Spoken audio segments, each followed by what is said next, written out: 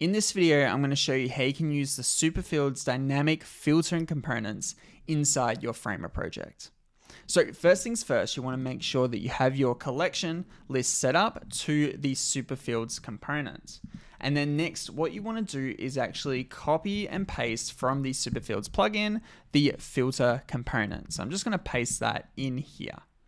Now I can go through and set up this component. So first things first, let's go to setup here. Now we can choose whether we want to filter this by the CMS field, or if we're using the favoriting component, we can also filter this by the favorites. But for now, let's just leave it with CMS field. Now, this is really important. We need to set the name of the field inside our collection that we want to filter by.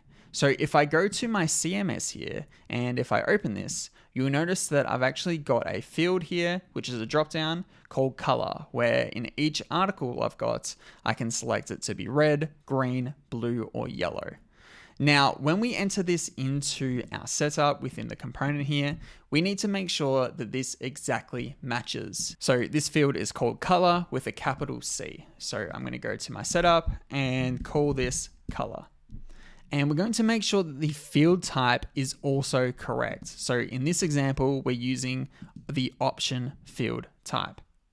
Now I want to go to my collection and make sure this is set to my articles. Now let's preview this quickly and see that it's working.